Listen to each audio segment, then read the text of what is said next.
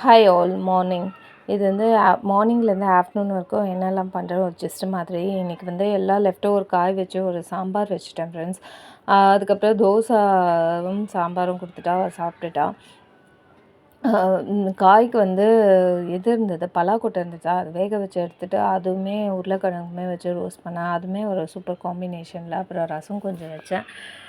தயிர் இருந்தது as usual. அவ்வளோதான் இன்றைக்கி மத்தியானம் லன்ச் முடிஞ்சிடுச்சு. அப்புறம் அவளுக்கு ஒரு ஜூஸ் ஒன்று போட்டு கொடுத்தேன். பண்ணான்னு சொல்லிட்டு அந்த ரா மேங்கோ வச்சுட்டு அது வேக வச்சு எடுத்துகிட்டு அந்த பல்ப்பை வச்சு ஒரு ஜீரகத்தூள், அப்புறம் கொஞ்சம் சுகர், பவுடர் சுகரு அதை போட்டு ஒரு ரெஃப்ரெஷிங் ட்ரிங்க் மாதிரி, அது வெயிலுக்குமே ரொம்ப நல்லதுன்னு சொல்லிட்டு அதை போட்டு கொடுத்துருக்கேன். அப்புறமா வந்து இன்றைக்கி என்ன ஷேர் பண்ணுவோன்னு நினைக்கிறேன்னா, ஃபெமினிசம் எல்லாம் பேசுகிறாங்களே, what you mean by feminism சொன்னோன்னா, நம்ம என்ன நினைக்கிறோமோ, கேர்ள்ஸ் ஆர் லேடீஸ் என்ன நினைக்கிறோமோ அது வந்து அச்சீவ் பண்ணுறோம்ல, அதுதான் ஃபெமினிசம். பட் அது மட்டும் போதுமான்னு கேட்டால் கிடையாது. இன்னும் வந்து மாறவே இல்லை நம்ம சொசைட்டி. இன்னுமே நம்ம வந்து கேர்ள்ஸ் சைல்டை வந்து வெளில அனுப்புறதுக்கு பயப்படுறோம். அவங்கள தனியாக யார் கூடாது வந்து யார் வீட்டுக்காவது அனுப்புறதுக்கு பயப்படுறோம். ஒரு விளையாடுறதுக்கு அனுப்புறதுக்கு பயப்படுறோம். அவங்க மேலே ஒரு ஐ வந்து வச்சுக்கிட்டே தான் இருக்கும்.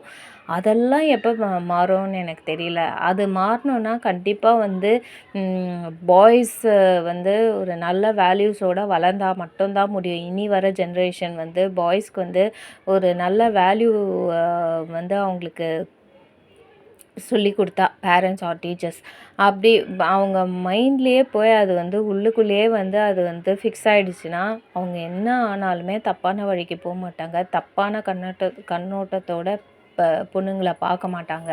ஸோ அது வந்து ஸ்டாப் ஆகிடுச்சுனாலே வந்து நம்ம தைரியமாக வந்து இப்போ கேர்ள் சைல்டை வந்து வெளியில் எங்கே வேணால் அனுப்பலாம். தைரியமாக போயிட்டு வான்னு சொல்லலாம். ஒரு பயம் இல்லாமல் இருக்கலாம். இன்னுமே தானே நம்ம வந்து பயந்துட்டு தானே இருக்கோம். ஒரு சின்ன கடைக்கு போனால் கூட பார்த்து போயிட்டு வா, சீக்கிரமாக வா, ஏன் இவ்வளோ லேட்டாக வர அப்படின்னு எல்லா கொஷின்ஸுமே ரைஸ் பண்ணுறோம்ல. அது வந்து கம்ப்ளீட்டாக எப்போ ஸ்டாப் ஆகுதோ அப்போ தான் உண்மையான வந்து ஒரு அச்சீவ்மெண்ட்டுன்னு நான் சொல்வேன்.